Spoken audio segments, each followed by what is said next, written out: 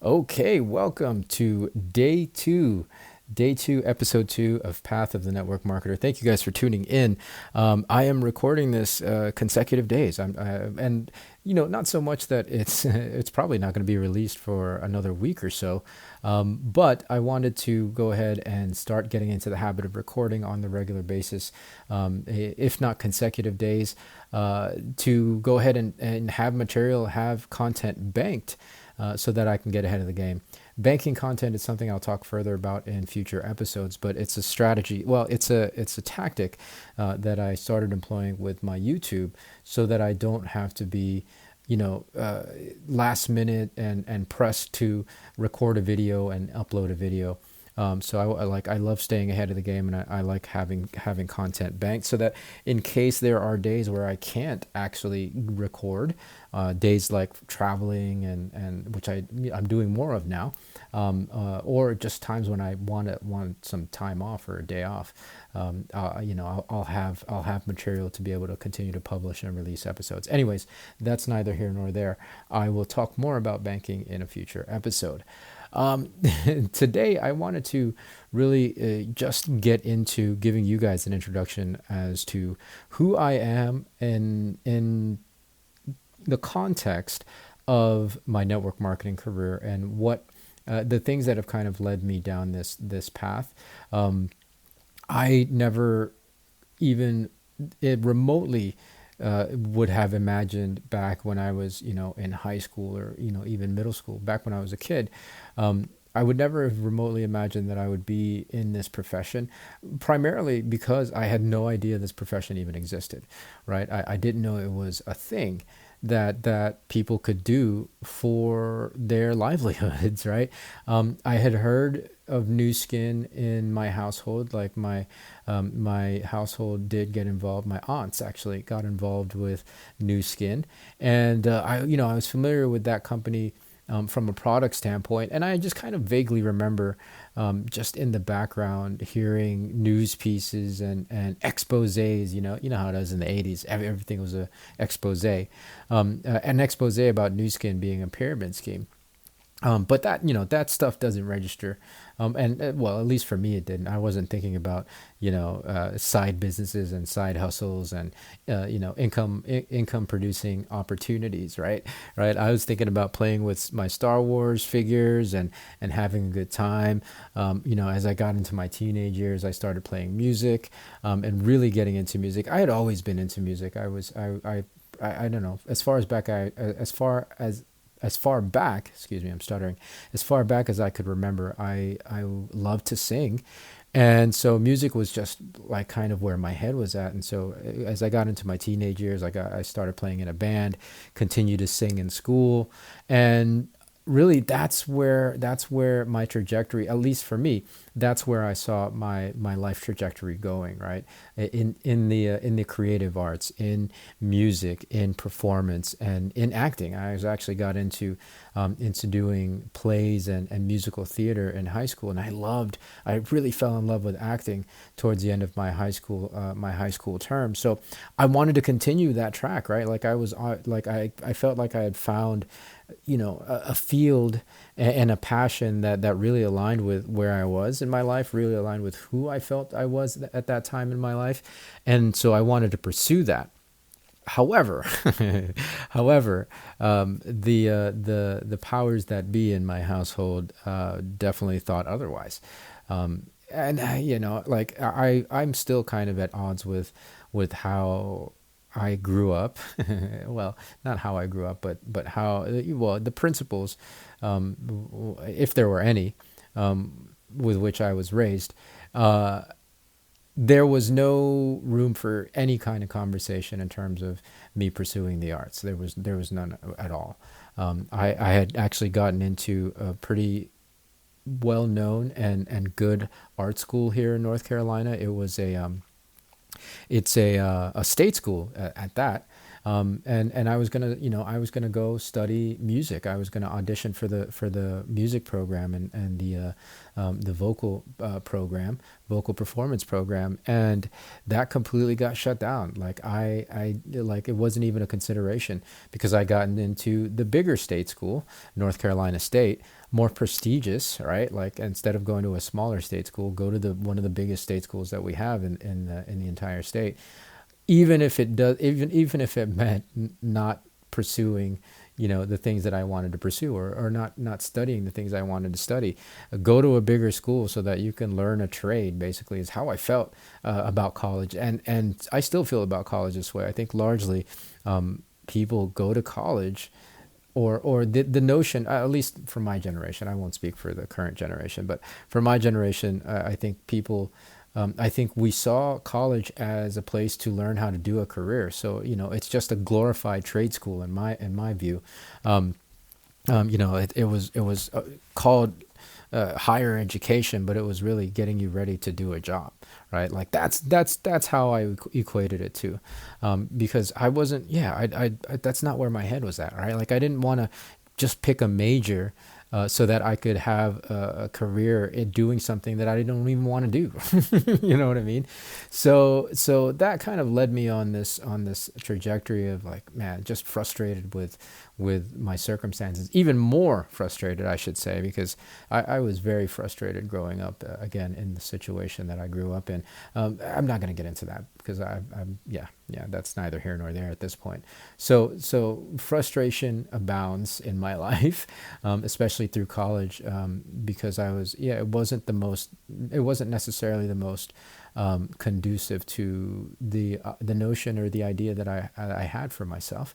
Luckily, with the help of my older sister, I found she was really just a guiding light for me at that point in my life. She helped me find a program at North Carolina State, which I am so grateful for, and I'm grateful for this program. I found a small theater program there at North Carolina State at that time. It was under the communications department. Excuse me, communication, no S on that, guys. There's no S in communication.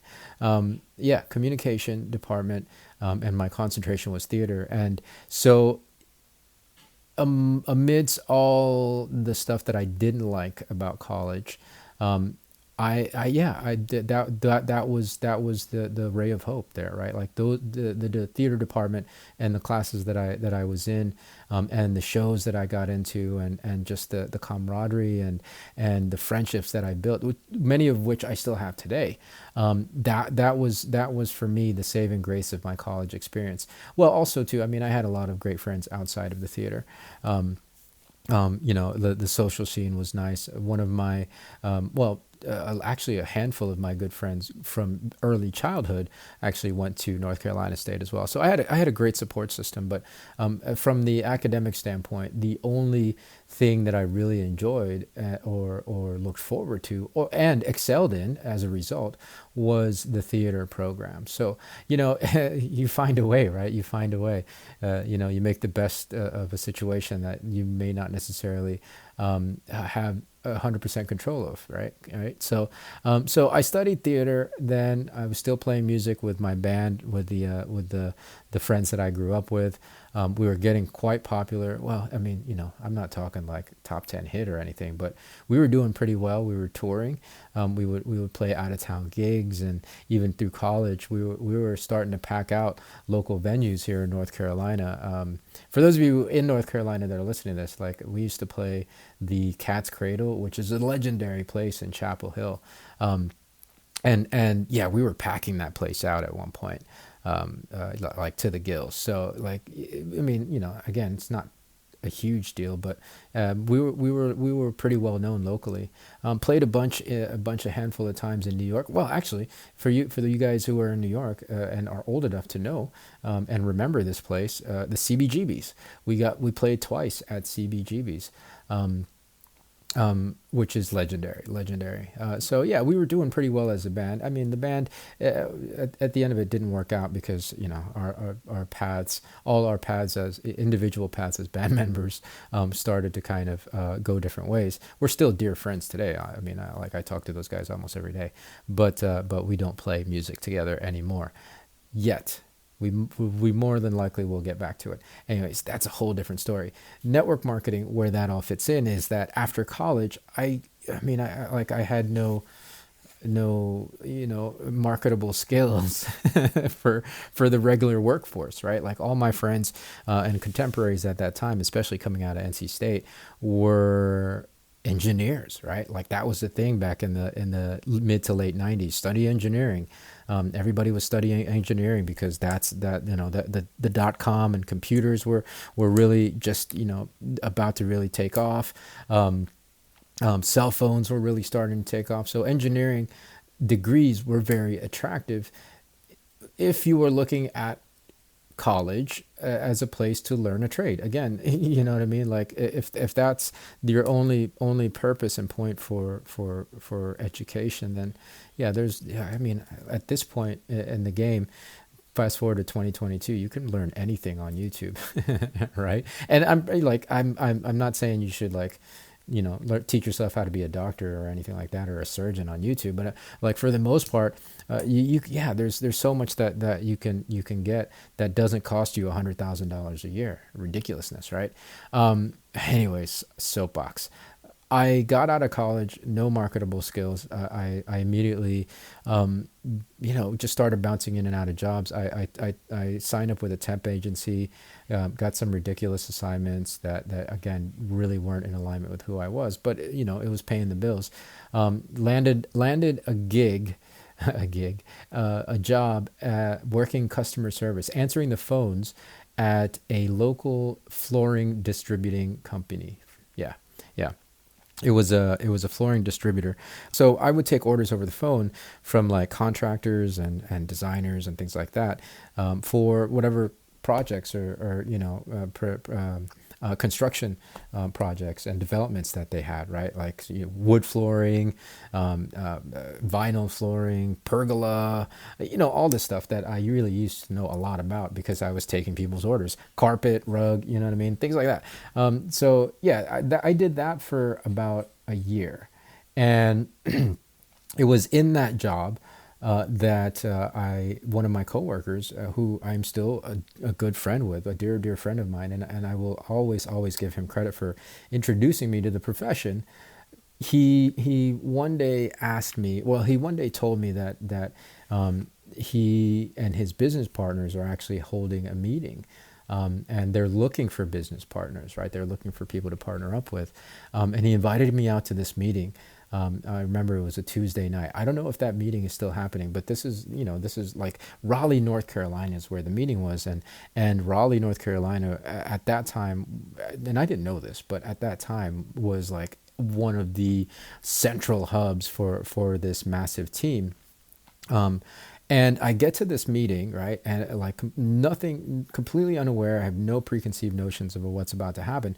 I sit down, I register, I sign up or whatever in the front at the entrance, and they play a video, and this video really just blew my mind in terms of what it was offering, and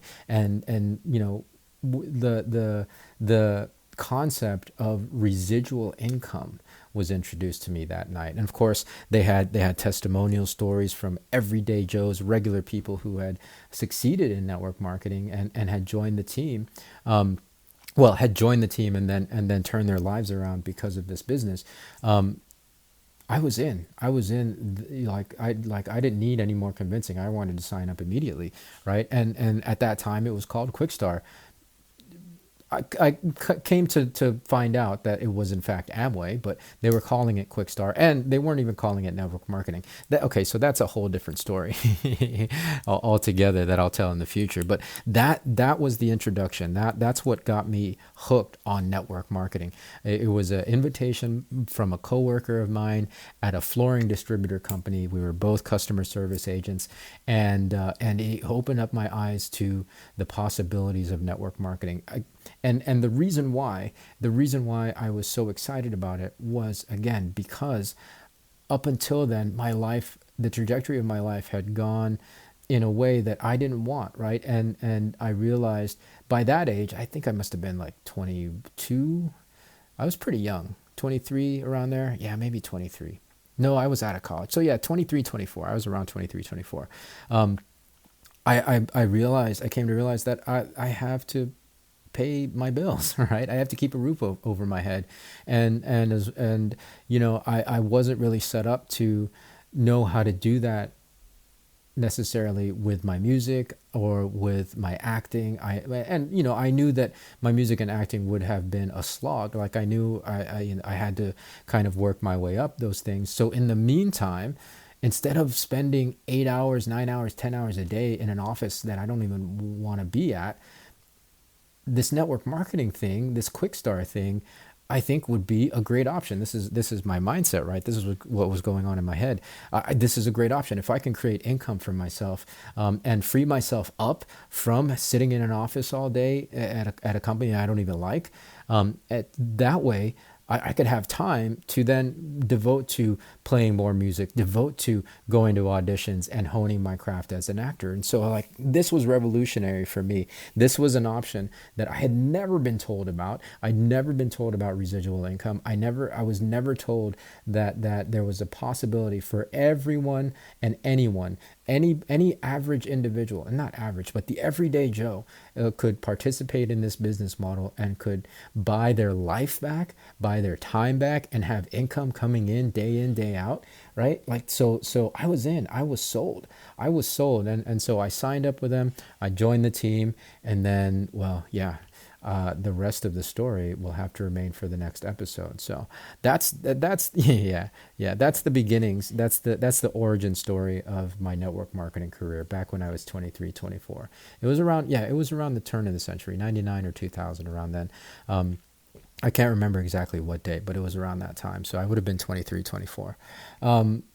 Yeah, that kicked it off.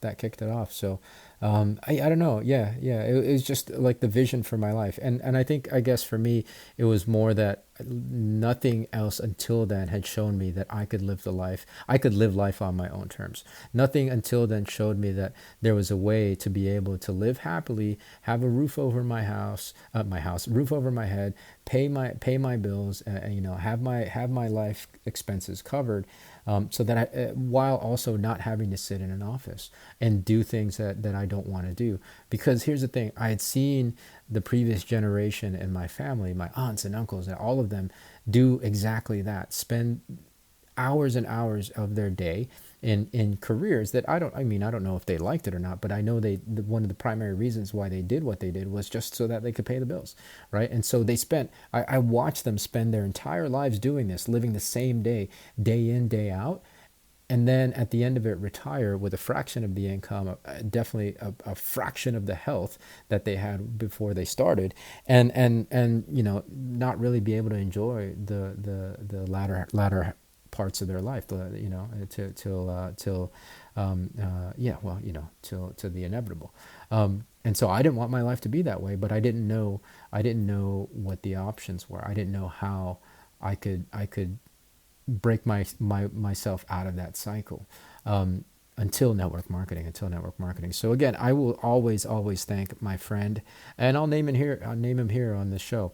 I will thank my friend, Mr. Brad Long, and eventually meeting his older brother, who was his sponsor at the time, Mr. Matthew Long.